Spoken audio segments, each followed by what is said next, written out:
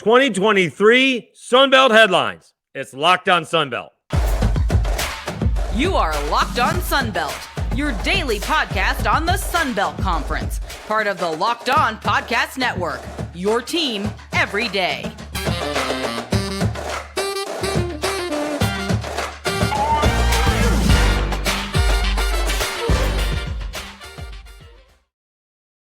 All right, welcome back to another edition of Locked On Sunbelt, your team every day. I'm your host, Dave Schultz. And for the next few episodes, what I want to do is kind of a preview of the previews, right? We got Sunbelt Media Days coming up here in a couple of weeks.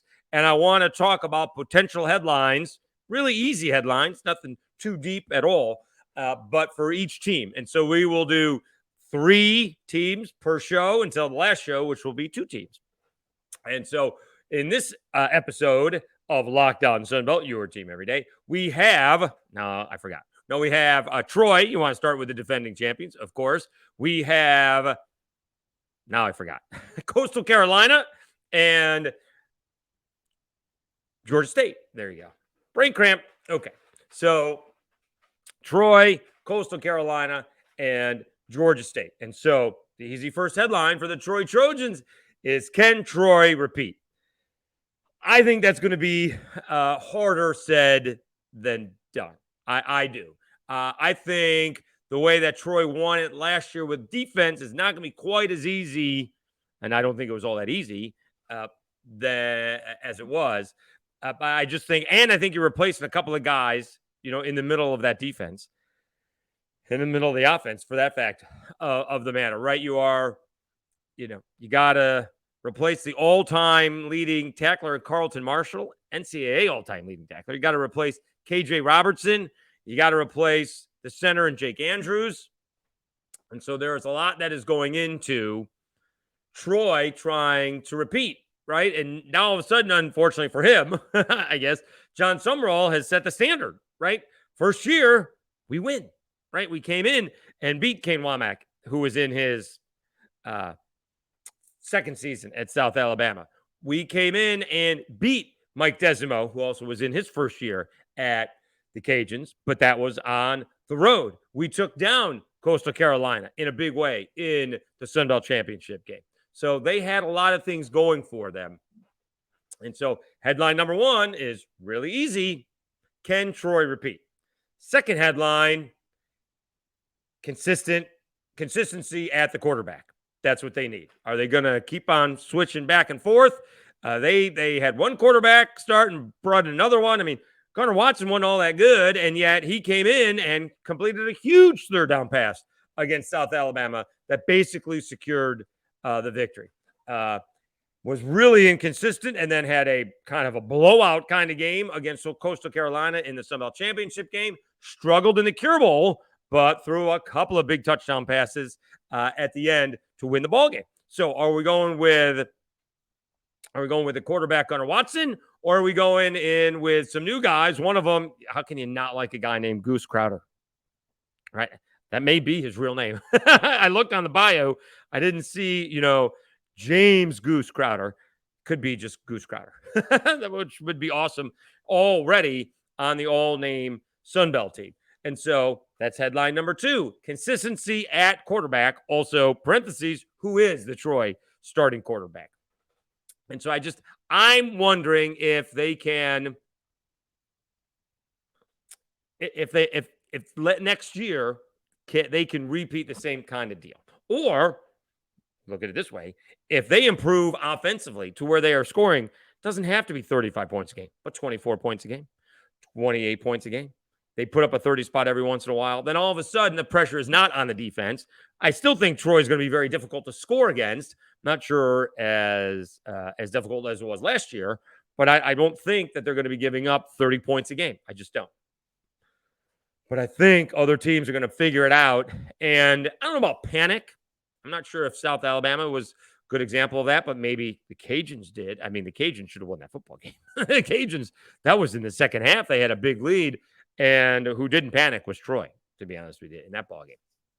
So I think other teams will adapt to what Troy is doing. So how does Troy make the adjustments to the other teams making the adjustments? Is that another headline? So what do we got for Troy? Can they repeat? Quarterback consistency. They are returning Kamini Vidal, the running back. So they do have that. Don't understate the loss of Jake Andrews in the middle of that offensive line. That is a huge loss. It's all going to start with air, right? Phil Steele is telling us they're going to run like an up-tempo offense with running. And so that'll be interesting to see if that's what they do, because everybody else is trying to, although Kane Womack wants to run it down your throat, but that's kind of at the end of the ball game. They want to be explosive in the air with Carter Bradley. But he set the standard, John Summerall, so he's got to contend.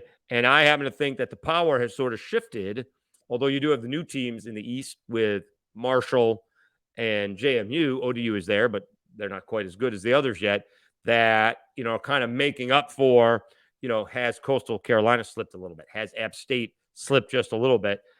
And then you get, it's not quite as easy. Although, the West isn't quite as easy. I think the West is loaded. I happen to think the West is loaded. Troy, South Alabama, the Cajuns, and the Fighting Will Halls over at Southern Miss. And then a lot like ODU, you have a whole new offensive scheme, a whole new coach. I mean, we did it in the last episode. Texas State bringing in 51 new players. My goodness. For 2023. All right, we still have 2 more teams to do. And again, for the next few episodes, we will be picking 3 teams. You'll see who we're picking on a little preview of the show on today's show. So you'll know which teams are coming up. I'm not going to tell you how I decided on which teams to go when. I wanted to separate some of the teams that I knew better than others. Kind of. I didn't want to do South Alabama, the Cajuns, and Troy all in one fellow swoop. All right. And I wanted to also I guess I am telling you how I did it. And I wanted to separate some of the better fan bases as well. So kind of give each episode a chance to grow. All right. All right. So when we come back, we'll talk about Tim Beck and the Coastal Carolina Chanticleers. And that's an obvious headlines as well for Coastal Carolina. But first, let me tell you a little bit about Bird Dogs. Bird Dogs make you look good.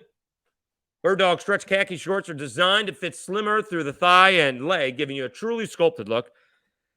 Bird Dog shorts do the exact same thing as Lululemon, but fit way better. They fit way better than regular shorts as well that are made of that stiff, restricting cotton. Bird Dogs fix this issue by inventing cloud knit fabric that looks just like khaki, but stretches so you get a way slimmer fit without having to sacrifice movement. Bird Dogs use anti-stink, sweat, wicking fabric that keeps you cool and dry all day long. All right. When you do order your Bird Dogs, you will get a free Yeti-like tumbler.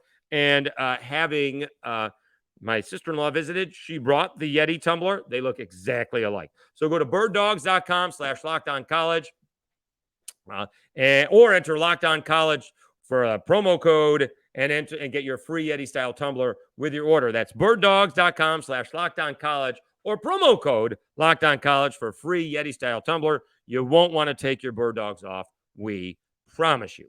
All right, Dave Schultz, Locked On Sunbelt, your team every day. Let's go on to Coastal Carolina. And they got a new coach in Tim Beck. So headline is new era for the Coastal Carolina Chanticleers. Tim Beck bringing in new offense as well. That could be another headline. New offense for the Chanticleers. I personally was impressed and very intrigued with the old offense. I found it very annoying because it was tough to stop. Kind of an RPO with an option in it, plus passing. So kind of a RPO with a triple option and passing option. And Grayson McCall has run it to perfection to be a 3-time Sun Belt player, 3-time Sun Belt Offensive Player of the Year. And so it was Jamie Chadwell left. The new era's Tim Beck. Grayson McCall left, but he came back. He went in the portal for whatever reason, couldn't find a spot. He returns back to Coastal Carolina, and a lot is going to fall on Grayson McCall this year. He has to lead the team. When he was coming in, kind of a surprise starter a few years ago, when they went 11-0 during COVID, he had a lot of experience around him, offensively and defensively. And that was there for 20 and 21. It kind of left last year. It was not there last year. Can those guys who got the experience last year, can they step up and take over for some of the guys or for their lack of experience from, last year, basically? That's the question, because they were winning, but not really dominating. They got embarrassed a couple of times. They got embarrassed by Old Dominion, and they got embarrassed by Troy in the Sun Belt Championship game. Grayson McCall probably came back too soon injury-wise. I will give credit to McCall and Coastal Carolina. They're getting blown out, and they didn't give up. They didn't get close to winning the ball game, but it really could have been an ugly mess, and they did not quit. So they absolutely deserve credit for that. So first headline is it's a new era for Coastal Carolina, the Tim Beck era. Grayson McCall returns, another good headline. And so this is one of the things I was reading in Phil Steele's preview magazine. He's got Coastal Carolina quarterback, number one. He's got Coastal Carolina running backs, number one. He's got Coastal Carolina wide receivers, number one. It's pretty good stuff. After that, the offensive and defensive lines are average, and then the defense goes down from there in a big way. Can Coastal Carolina stop anybody on defense? Because before, the offense just dominated time of possession. They were methodical and explosive all at the same time, and you're always catching up. And so if you weren't just as explosive or efficient on offense and fell behind by a couple of scores, it was really difficult to come back on Coastal Carolina. Now, can that defense, how efficient and explosive is that offense going to be? Tim Beck is going to do a pro-style offense. Did a great job with that at NC State. How long does that take to incorporate? And can he do it in one offseason, change the whole thing? And how does that affect the defense? Because if the defense is called upon to keep Coastal Carolina in the ballgame, that's kind of a flip of the way it had been before, right? Where the offense was, I know Cajun fans hate this, but the Cajuns fans could not stop Coastal in 2020. The one time they stopped them, they turned the ball over immediately, like the next play. I think a Levi Lewis pass to the sideline. I know Cajuns were probably missing some guys for COVID that year, and they're all upset about not playing them in the Sun Belt Championship ball game, but the Cajuns had them at home, and they couldn't stop them. This is going to be the difference. Does Coastal, can Coastal keep that offense going, and can they stop anybody? So those are the headlines for Coastal Carolina. New era, Tim Beck. Grayson McCall returns. Really good offensively, but they are struggling defensively. And can they stop anybody on a defense? All right, when we come back, it's Georgia State's turn for headlines in 2023. Do want to thank everybody for continuing to follow Locked On Sunbelt, your team every day. The channel continues to grow. We're over 300. I think we're at 325 subscribers. That's like 80 in the last 5 weeks. I don't know, another 80 will get us over 400, in 5 weeks. And then we're going to be getting close to 500. 500 is the goal for a Labor Day weekend when we kick off. And hopefully the more news that we do and more consistency that we do, we'll get some more followers. So if you see it on YouTube and you have a comment, you're welcome to comment. I certainly don't know everything about the Sun Belt, know what I read and what I'm told.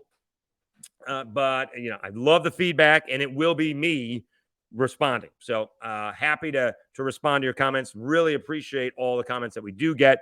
If you see it on YouTube, please like it. Please share it. That's how the channel grows.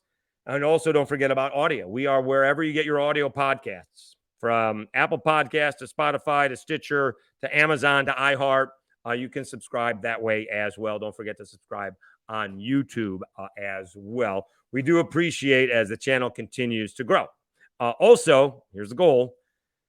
It's going to be tight. We're going to try and get all 14 coaches on Locked On Sunbelt. We will have them on the radio show when we're at Sunbelt Media Days. May not be able to make that happen video-wise for this for the podcast, but we're going to try and get them all on at that time. Anyways, we're going to try to get them all on the podcast before the season starts. That's the goal. All right.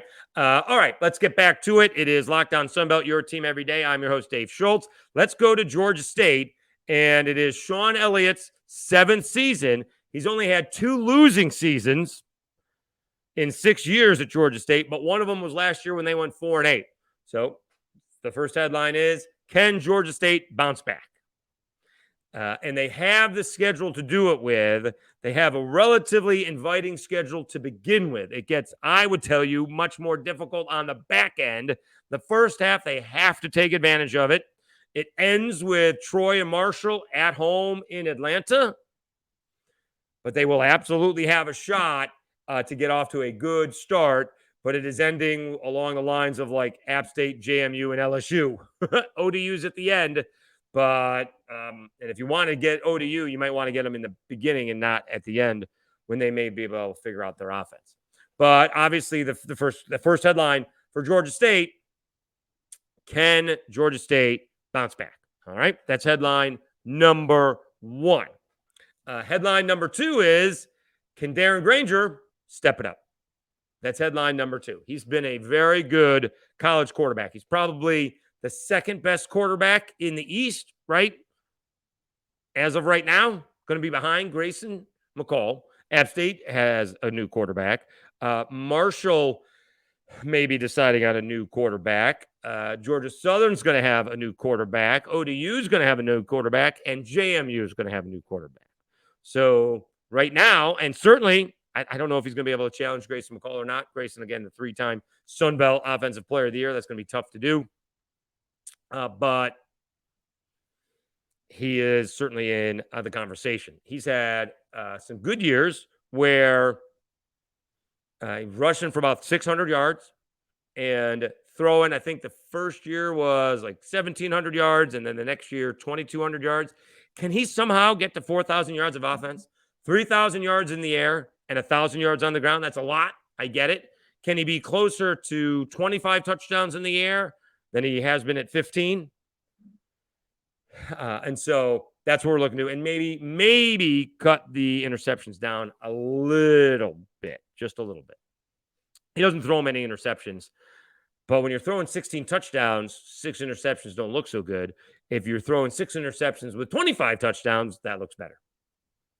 And so we're looking for Darren Granger, to take it to the next level and lead Georgia State. He's got a lot of help. He's got 6 players returning on offense, including himself, and 6 players returning on defense. That's a ton in this day and age. It's not South Alabama this year where they got like 18 of 22 or 20 of 22, if you want to include a couple of injured guys. But they certainly have the ability to have Darren Granger step up and take his game and Georgia State to that next level. Okay, this is where they do it. Last headline for Georgia State, Panthers need to take advantage of early portion of schedule. The Georgia State schedule early on includes Rhode Island, UConn, not quite the pushover. That's Jim Moore Jr. All right. They are not great by any stretch of imaginations, but they were an embarrassment before he got there. They were embarrassing to begin the season, but they ended up in a bowl game. So that's not a pushover game, but that's a game at home. You got to think Georgia State's going to win it. Then they're going to Charlotte. I'm going to say Charlotte. We'll see if Charlotte can turn around. That's been a little bit of a mess. They're at Coastal. Can't give Georgia State that win, but you're still 3-1 to begin the season. Then you get Troy and Marshall. Can you split that? If you split that, you're 4-2, and you've already matched last season's victory total. So if you could somehow go 4-2, which I think they have to because it gets hard, at Louisiana, at Georgia Southern, James Madison coming into town, App State coming into town, at LSU, you're at Old Dominion. I mean, I presume Georgia State fans think they could, well, why can't we go to Coastal and beat them? All right, that's a road game.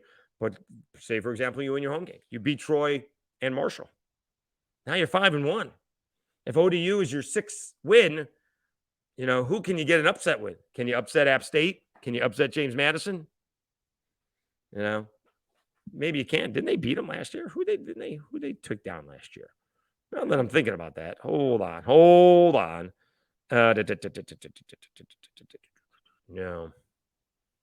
No. They lost to Charlotte last year, and that was at home. Lost to App State. They did beat OU. They barely lost to James Madison on the road, 42-40. So maybe that's what I'm thinking of. Anyway, they do need to take advantage of their early portion of the schedule because the second half of the schedule is just brutal, ODU notwithstanding.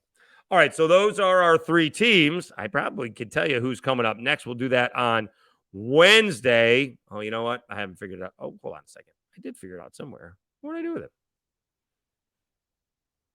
So it's going to be South Alabama, Georgia Southern, and Ark State coming up on Wednesday. All right. All right. So thanks so much for tuning in to Locked On Sunbelt. I'm your host, Dave Schultz. We will continue to get ready for it's going to be SEC Media Days first, and then Sunbelt Media Days in a couple of weeks. We will be down in New Orleans for that, hosting my show, and hopefully we can line up some of the coaches for the podcast as well. All right. Again, thanks so much. I'm your host, Dave Schultz. You've been watching Locked On Sunbelt, your team every day. Have a great week, everybody.